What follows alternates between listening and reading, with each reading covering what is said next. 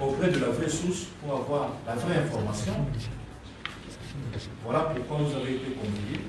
C'est pour qu'une clarification soit faite par rapport à tout ce qui a été dit. Et le rapporteur du CESA est là, il va d'abord faire l'économie de sa déclaration et suivra, bien entendu, les jeux de questions-réponses. On prendra 3 ou 4 questions clés et avant de nous séparer, puisqu'il s'est fait déjà. Monsieur le rapporteur, vous avez... Mesdames et messieurs de la presse, nous avons l'honneur de vous saluer et vous souhaiter la bienvenue à notre point de presse. Comme vous êtes en train de le suivre depuis plus de 48 heures, le CENSA fait la une de l'actualité. Vous avez suivi les rapports de l'ODEP qui alertent sur une prétendue malversation financière relativée à un détournement de 3 millions de dollars. Mais avant d'aborder le fond du sujet, nous aimerions rappeler les contextes dans lesquels le CENSA a été mis en place et sa mission. Le CENSA a été mis en place du fait de la non-organisation des élections par les gouvernements avant la fin du mandat constitutionnel en 2016. Devant cette crise de confiance, les acteurs de politique et ceux de la société civile étaient invités au dialogue pour obtenir un prolongement en vue d'organiser de bonnes élections. Ces assises étaient couronnées par la signature de l'accord politique global et inclusif du 31 décembre 2016. Les partis prenant en présence ont convenu de mettre en place les conseils nationaux de suivi de l'accord et du processus électoral CENSA pour jouer le rôle de gardien du dit accord. Parmi les missions, veiller au respect de l'accord politique par les animateurs des institutions. 2. Assurer le suivi et l'évaluation du processus électoral jusqu'à son terme. Depuis son installation le 22 juillet 2017, en dépit de plusieurs correspondances et démarches menées auprès du gouvernement, l'État n'a jamais mis ni bureau ni véhicule de fonction de service à la disposition du CENSA. 1. La situation financière du CENSA. Dire qu'il y aurait malversation financière du CENSA paraît plus comme une affabulation. Tenez, depuis l'installation du CENSA en juillet 2017, les membres du CENSA n'ont jamais reçu des salaires. C'est à partir de novembre 2017 jusqu'à octobre 2019 que le CENSA reçoit 200 millions de francs congolais comme frais de fonctionnement. Face à cette situation qui mettait en mal le membre, ces derniers se sont réunis en plénière au mois de novembre 2017 et ont décidé, pour des raisons humanitaires, de prélever sur les frais de fonctionnement une prime. Et le reste de ces 200 millions sert pour le fonctionnement de l'institution. Il est aussi important de signaler que l'allocation de ces frais de fonctionnement n'a jamais été régulière. Au demeurant, depuis novembre 2019 à ce jour, le CENSA n'a plus jamais reçu ces fonds. La gestion de ces frais de fonctionnement a fait l'objet de 2 contrôles de reddition des comptes dont les rapports sont disponibles au bureau du CENSA. À la différence des autres institutions qui reçoivent une partie de leur dotation en numéraire, les frais de fonctionnement du CENSA sont payés par voie bancaire et sont traçables. 2. De la rémunération. En ce qui concerne la rémunération, c'est seulement en mars 2020 que la situation de la paie a été régularisée. À ce sujet, il importe de mentionner que chaque membre reçoit 4 700 000 francs congolais par mois. Contrairement à l'allégation de l'ODEP, qui renseigne que le CENSA ne serait resté qu'avec 9 membres après la démission de ceux qui y ont postulé aux élections. Il y a lieu de relever que le bureau du CENSA avait écrit aux composantes en vue de pouvoir à leur remplacement. À ce jour, le CENSA comprend en réalité 14 membres effectifs sur 22 qui percevaient la prime. Ces membres, le personnel politique et d'appoint, sont mécanisés et payés depuis mars 2020 à la banque, et ce, après leur identification sous la supervision de la Direction nationale de la paie. À cet effet, leur paie leur est versée directement à travers leurs comptes bancaires individuels sans transiter par le bureau du CNC. S'agissant du quorum, il est largement atteint pour que le CNSA tienne régulièrement ses réunions conformément à son règlement intérieur. En ce qui concerne le dépassement budgétaire de 225% sur la ligne de rémunération qui sert d'argument à l'honorable Denis Sessanga pour asseoir sa proposition de loi visant la dissolution du CNSA. Il est la résultante d'une erreur de calcul survenue au Parlement, puisque le gouvernement, qui a la gestion courante de comptes de l'État, avait prévu pour le budget 2020 du CNSA un montant de 3 milliards de francs congolais, qui a été réduit sans raison à 1 milliard par le Parlement. Ainsi que vous pouvez le constater, ces montants témoignent que le CNSA n'est pas une institution budgétivore comparativement à d'autres. Pour ce qui concerne la dissolution du CNSA, il faudrait retenir que l'abrogation éventuelle de la loi n'affecte pas l'accord parce qu'il est politique. Ce n'est pas la loi qui fonde le CNSA. Il est... La suivante. L'initiative parlementaire, tel que vous l'avez dit, initiée par le député Denis Sessanga, selon vous, à quoi justifie cet acharnement? Est-ce que peut-être c'est par rapport au parler qui se pointe à l'horizon et que votre présence gêne la conception commune? Essayez d'éclairer la presse parce qu'on attend déjà. On attend qu'il y aura très bientôt des pourparlers et que vous, en tant que l'institution en charge comme régulateur, est-ce que vous avez de problèmes? Ça, c'est la première question. Et la deuxième question, en tant que structure en charge de suivi et évaluation, vous bénéficiez des subventions de l'État. Est-ce que chaque année, vous êtes en face de la Cour des comptes à ce qui concerne la mission des réductions des comptes? Merci.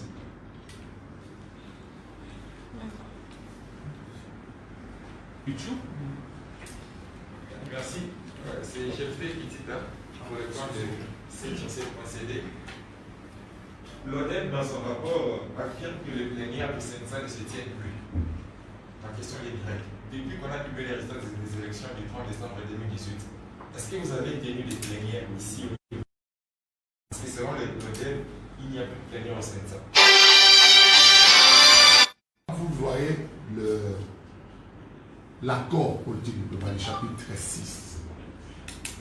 On dit que le CNSA a pour mission de faire le suivi et évaluation du processus électoral jusqu'à son terme. Et quand nous restons dans les termes tels que présentés, comme qui parle du processus électoral, c'est l'élection présidentielle, législative, y compris les élections locales et municipales. Nous avons déjà eu les élections. Il n'y a pas que la loi, il n'y a pas que l'accord, mais aussi la loi. C'est l'article 37 de notre loi organique qui a déjà défini notre mandat. Pour le CNSA, tant que sur le plan légal, tant qu'on n'a pas organisé les élections locales et municipales, nous sommes là. Parce que ce qui se passe aussi sur, Madame Chadrachel a parlé de, on a déjà parlé de l'alternance, mais l'alternance, vous savez, c'est le fruit de quel travail? Qui ont travaillé? Dans ces pays, vous avez parlé, ils ont parlé de 406, 604, et ainsi de suite. Et si j'ai dit au départ qu'on n'a pas de bureau, qu'on n'a pas de ceci, vous savez que la première personne, nous sommes en août, à peine un mois d'installation. Nous avons resté la CENI en 2017 et nous sommes première institution à dire la machine à voter est suicidaire à la démocratie de ce pays. Et la conséquence la plus logique, on n'a pas eu de loi, nous avons eu la loi un mois de la fin du mandat du régime Kabila. Nous n'avons pas eu de bureau jusqu'à aujourd'hui. il fallait qu'on travaille dans la rue. Simplement parce que les Sensa est resté bouclier, en train de tenir à l'accord, pas de révision de la Constitution, pas de beaucoup de trucs. Eh bien, ce qui a permis que nous puissions aboutir à l'alternance. Même l'alternance là, si les Sensa n'étaient pas là, même après, je suis certain qu'il y aurait beaucoup de problèmes. La décrispation politique, si beaucoup de gens sont rentrés au pays, on a libéré plus de 4 000 prisonniers. C'est maintenant qu'on parle de Covid, mais avant, il faut que nous avons connu tout ce qu'on a connu nous autres. De l'humiliation, mais nous avons tenu jusqu'au bout. Les dédoublements des partis politiques, si le Baba Kyung est consort, nous étions l'IDPS. Souvenez-vous, le premier ministre de Tchibala, premier ministre en fonction. Mais ici, nous l'invitons, il envoie les gens. Nous disons, ce n'est pas vous les propriétaires de l'IDPS. L'IDPS légal, c'est bas de la loi, c'est l'IDPS Tshisekedi. Ça, c'est nous. C'est des décisions courageuses, mais qui sont suspectes pour l'institution. C'est ce qui est à la base de ce que nous venons de vous tracer comme tableau. Donc, le bilan est positif. Est-ce qu'il faudrait qu'on continue? Oui, parce qu'il faut qu'il y ait des élections locales. Parce qu'il y a la décrispation qui est là. Parce qu'il y a beaucoup, les climats politiques même. Et les rôles tampons que nous sommes en train de jouer. Ça, je dois vous le dire. Le président Olenga, en particulier, il donne de tout ce qu'il nous faut pour que la paix soit dans ce pays, à travers cette institution de l'ESNSA. Donc, si on pense que nous sommes arrivés, c'est bon, mais moi je ne pense pas qu'on est arrivé là où on devrait être. Et donc, le CENSA est là, continuer à accompagner le dirigeant, continuer à dire ça, ça va, mais là, ce n'est pas possible. Nous sonnons notre sonnette d'alarme pour dire, si vous allez au-delà, ça ne peut pas marcher. Nous ne sommes pas encore arrivés, que le CENSA doit continuer. Et encore, la problématique des élections locales, ça ne fait plus l'objet de débats politiques, vous le savez. Et nous sommes en train de les rappeler pour dire non, maintenant c'est Covid qui va maintenant servir d'argument. Mais il faut qu'il y ait quelqu'un qui est en train de les rappeler chaque jour. Sinon, nous n'aurons jamais des élections locales. Peut-être vous êtes à Kinshasa, mais il faut aller dans des villages, ce qui se passe. Donc, le bilan est là. C'est connu, et beaucoup de gens, même dans la cité, même au niveau des diplomaties, ils disent qu'il fallait que vous soyez là parce que nous ne sommes pas encore rassurés sur la stabilité politique dans votre pays. Donc, et tu bases même de la loi, il faut que nous ayons des élections locales pour que nous puissions partir. Bon, maintenant l'initiative de parlementaire.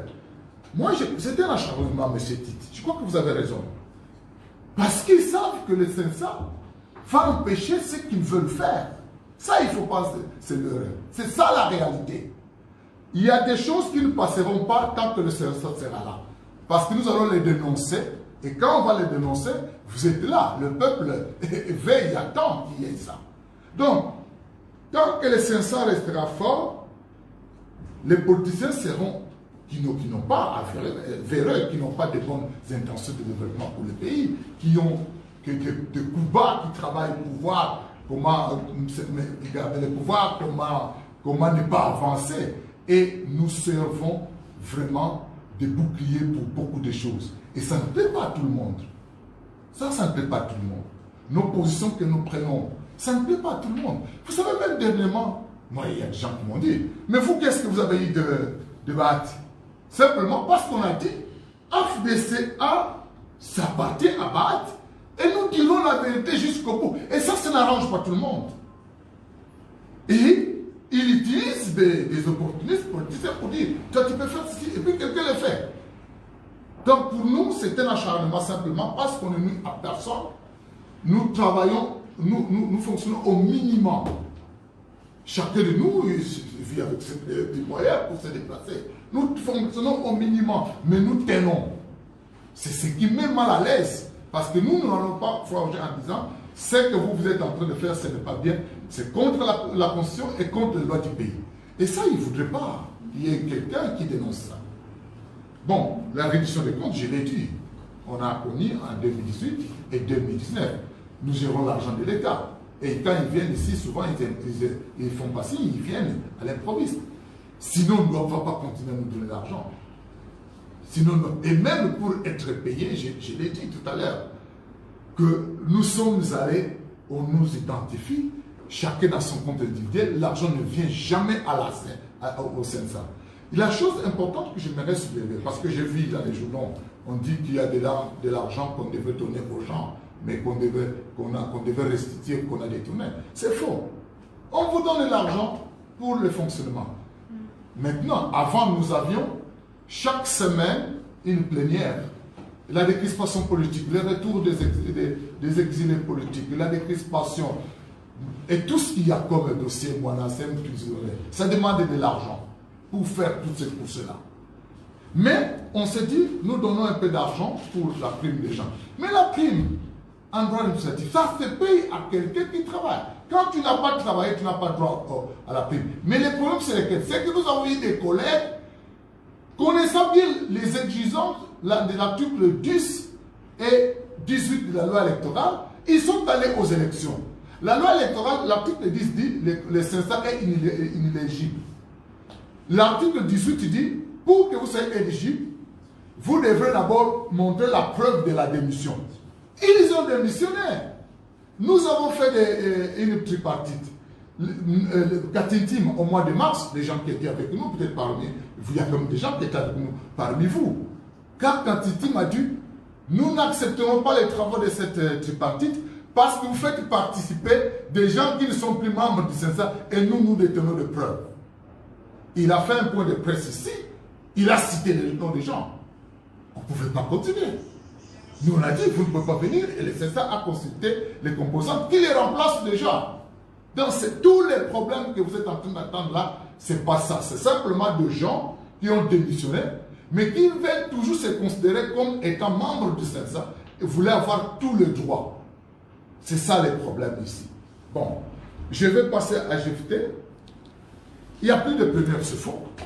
Mais comment on a eu la tripartite de mois de mars de l'année passée, ça c'est après les élections.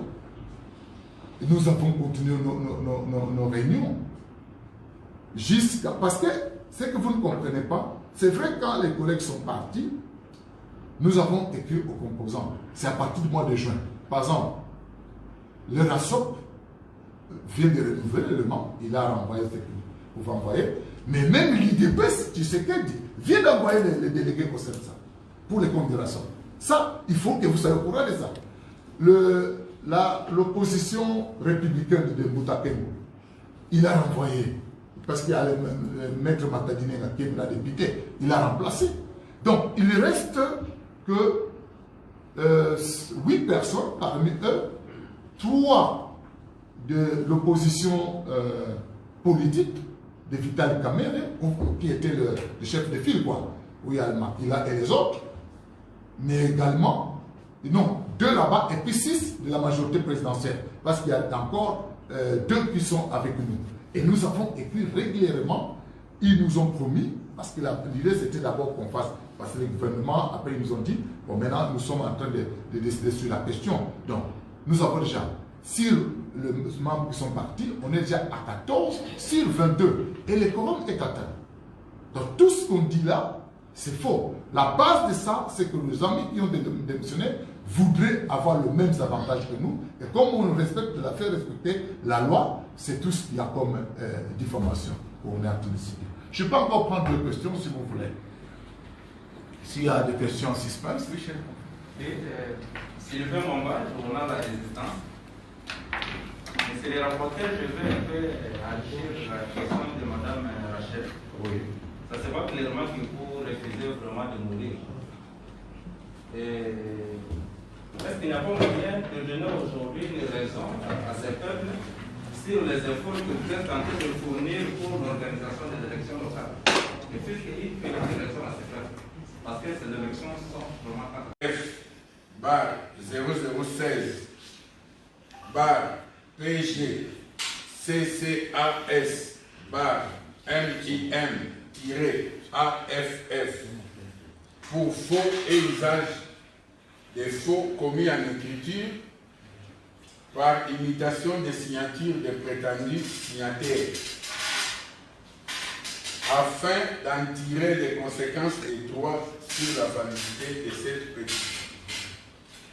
Dès lors que cette décision de la plénière de l'Assemblée nationale fait l'objet ces jours d'un recours en inconstitutionnalité pour violation des droits et libertés fondamentaux organisés et garantis, notamment son droit de la défense et son corollaire, les droits au principe du contradictoire, la présidente de l'Assemblée nationale ne pouvait pas se permettre de programmer l'élection du nouveau premier vice-président tant que les différents nés de cette décision est encore en instance à la Cour constitutionnelle. Dans le même ordre d'idées, poursuit-il, le secrétaire général de l'Assemblée nationale ne pouvait pas non plus, même sur ordre du bureau, lui ordonner de restituer auprès du directeur des matériels de l'administration de l'Assemblée nationale, dès mercredi 3 juin 2020, au plus tard à 15 h, véhicules, clés et autres biens appartenant à l'Assemblée nationale qui étaient mis à sa disposition dans le cadre de l'exercice de ses fonctions de premier vice-président de l'Assemblée.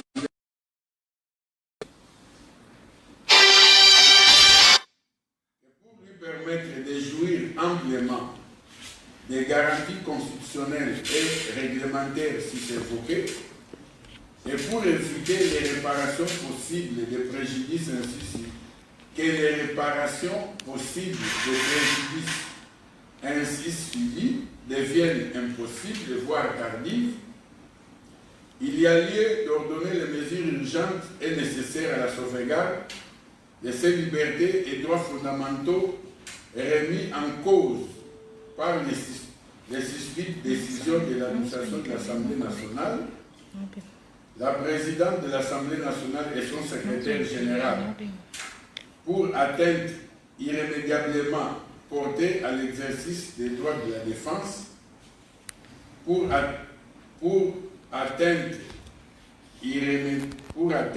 irrémédiablement portée à l'exercice des droits de la défense, en violation de l'indépendance du pouvoir judiciaire organisé en vertu des articles 149 et 151 alinéas 1er et 2 de la Constitution et en violation du principe à valeur constitutionnelle de continuité de l'État et des services publics. Réagissant à la requête du demandeur, les défendeurs en référé liberté, par l'entremise de leurs conseils, les bâtonniers Matadiwam, Boris Mou, Michel Lisujepo, Bolonga, Raphaël Kibunda et Jacques Njoli, respectivement avocats à la Cour de cassation et au Conseil d'État pour les premiers, et avocats au barreau de Kinshasa Matete pour les derniers, ont opposé à la présente requête plusieurs faits de non-recevoir, à savoir l'irrecevabilité pour absence de la requête principale et défaut de qualité. À ce sujet, les juges de référé constatent qu'il est saisi en référé de liberté. Ce faisant, c'est à tort que les défendeurs subordonnent la recevabilité de la susdite requête à la présentation de la requête principale. Quant au défaut de qualité, ils constatent qu'il jouit au dossier une procuration spéciale datée du 6 juin 2020, par laquelle le demandeur a donné mandat à l'avocat à la Cour d'appel de Kinshasa Gombe, Kono Pagna Didier, pour introduire une requête en référé liberté contre les décisions incriminées. De ce qui précède, il déclarera non fondé ces deux fins de non-recevoir. Quant au fond, Il déclare d'abord que les décisions incriminées ne sont pas des actes administratifs car, d'après eux, Madame Janine Mabunda Lioko, la présidente de l'Assemblée nationale, n'est pas une autorité administrative centrale du pouvoir central. Il rétorque ensuite que ces décisions n'ont nullement porté atteinte à une liberté publique ou fondamentale. Étant donné que les demandeurs en référé liberté aillent à exercer son droit de recours et continue à l'exercer par devant la Cour constitutionnelle, au demeurant, il fustige l'attitude du demandeur qui, à travers cette action, veut porter atteinte à une liberté publique. Pour terminer, il conclut au rejet de la présente requête. Le juge des référés saisi de la demande à référer liberté dira fonder la présente requête. En effet, au terme de l'article 283 alinéa 1er de la loi organique numéro 16/027 du 15 octobre 2016 portant organisation, compétences et fonctionnement des juridictions de l'ordre administratif, les juges des référés saisis par une demande à référer liberté peut, lorsqu'une décision administrative porte gravement atteinte et de manière manifestement illégale à une liberté publique et ou fondamentale, ordonner toute mesure nécessaire à la sauvegarde de la liberté. Dans le cas d'espèce, il ressort des éléments du dossier que, usant du droit lui reconnu par la Constitution, en son article 162, alinéa 2, le demandeur a saisi sous R. Const. 1242 la Cour constitutionnelle en inconstitutionnalité du vote du 25 mai 2020, lors duquel la plénière de l'Assemblée nationale l'a déchu de ses fonctions de premier vice-président de la susdite Assemblée.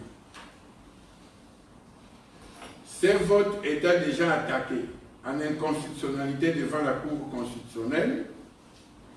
La présidente de l'Assemblée nationale, qui est à la fois autorité administrative centrale du pouvoir central en tant que membre du bureau et politique en tant que présidente des plénières de la dite institution en vertu du principe de dédoublement fonctionnel. Comme référence, Botakile Batanga, précis du contentieux administratif congolais, tome 2, première édition, Bruxelles, édition Academia, page 72 à 102, aurait dû, au regard de l'alinéa dernier de cette disposition constitutionnelle, surseoir à l'élection du nouveau premier vice-président tant que cette Cour n'aura pas vidé sa saisine. Car, en effet, en vertu de l'article 151 alinéa 1er de la Constitution, le pouvoir exécutif ne peut ni entraver les cours de la justice, ni statuer sur les différents préjuridictionnels. Ne l'ayant pas fait, il suit que sa décision numéro 10 K P AN JML 2020 du 4 juin 2020 fixant le calendrier de l'élection et de l'installation du premier vice-président de l'Assemblée nationale, tout comme la lettre numéro 173 AN SG A et JMK MM 2020, du 2 juin 2020 du secrétaire général de la susdite Assemblée porte gravement atteinte à une liberté publique. Pour toutes ces raisons, les juges des référés saisis en demande de référé liberté ordonnera à titre conservatoire la suspension de l'exécution de ces deux décisions, et ce, en attendant la décision de la Cour constitutionnelle quant au mérite de la requête en inconstitutionnalité dont elle est saisie sous R. Const. 1242. Ainsi, les juges des référés, vu la Constitution de la République démocratique du Congo, spécialement en ses articles 21, alinéa 2, 155 et 162, vu la loi organique numéro 16/027 du 15 octobre 2016 portant organisation, compétences et fonctionnement des juridictions de l'ordre administratif, spécialement en son article 283. Vu l'ordonnance numéro 19/002 du 10 janvier 2019 portant règlement intérieur du Conseil d'État, spécialement en ses articles 10, 100, 101, 102 et 103, ordonne, article 1er, les juges des référés, saisis en demande de référé liberté, déclarent recevables mais non fondés les fins de non-recevoir soulevées par les défendeurs. Par conséquent, déclare recevable et fondée la requête de M. Jean-Marc Kabunda Kabund. Article 2. Suspend les effets de la décision numéro 10 /CAB /P /AN /JML /2020 du 4 juin 2020 fixant le calendrier de l'élection et de l'installation du premier vice-président de l'Assemblée nationale, tout comme la lettre numéro 173/SG/GNK/MMN/2020 du 2 juin 2020 du secrétaire général de la susdite Assemblée. En attendant la décision de la Cour constitutionnelle sous R. Const. 1242. Article 3. La présente ordonnance sera notifiée aux partis et publiée au journal officiel de la République démocratique du Congo, ainsi que dans le bulletin de décision et publication des juridictions de l'ordre administratif. Ainsi ordonnée et prononcée à l'audience en chambre du Conseil en référé liberté de la section du contentieux du Conseil d'État. C'est 10 juin 2020 à laquelle a siégé messieurs Emmanuel Mavungu Nkongo, conseiller à la section. Allons-y, on est en direct. Il a décrié les irrégularités qu'il y avait dans la procédure dès le début de la procédure en déchéance. Mais nous constatons tous ici que l'Assemblée nationale étant une institution qui devra normalement être l'institution qui sert d'exemple dans le respect des principes de la loi, lui, en tant que premier vice-président, s'est senti non seulement frustré par les formes d'irrégularité qu'il y a eu, et n'oublions pas que ici c'est juste une procédure qui vient non seulement de sa part, mais qui a été entérinée par son parti. Et si l'UDPS aujourd'hui avait permis à l'honorable Jean-Marc Kabund de le faire, c'est parce que l'UDPS est d'abord un parti qui prend l'état de droit. Et en prenant l'état de droit, l'UDPS pense que ce serait irresponsable en tant que parti de subir justement cette forme d'irrégularité pendant qu'ils sont un parti d'état de droit et de ne pas revendiquer cette forme d'injustice ou d'irrégularité sur cet état de droit qui fait partie de son combat. Maintenant, c'est à la justice de dire si Jean-Marc Abounda a eu raison ou Jean-Marc Abounda a eu tort. Ça, ce n'est pas une victoire, mais c'est juste une procédure qui avait été sollicitée dès le départ dans l'Assemblée nationale et qui est aujourd'hui entérinée par le Conseil d'État. Nous attendons la suite. Mais les irrégularités, c'est au niveau de la forme. Le fond, c'est que la majorité des députés, c'est déjà une leçon à tirer, qui ont voté pour le départ de Jean-Marc Abounda. Madame Rachel, pensez-vous que parce que vous êtes majoritaire et que vous avez le droit de changer quelqu'un par votre volonté, vous devez utiliser la voie illégale? Nous sommes dans un État où nous devons servir d'exemple à nos propres enfants, à notre propre République. La majorité étant une majorité des élus. Ici, je ne parle pas des partis politiques, je parle des députés nationaux. La majorité des députés nationaux ayant pris une décision de pouvoir démettre un de leurs collègues, députés comme eux, ne devra le faire que dans le respect des prescrits de la loi. Et cette loi, c'est la loi qui est opposable à tous. Donc, nous ne sommes pas ici en train de célébrer quelque chose de différent que de réclamer que l'état de droit soit respecté selon la vision des pères fondateurs de l'UDPS pour lesquels Jean-Marc Abounda est aujourd'hui président intérim du parti. Pour certains, le schéma, c'est de rétablir Jean-Marc Abounda, de le réhabiliter puisque la procédure a été violée et puis lui permettre de sortir.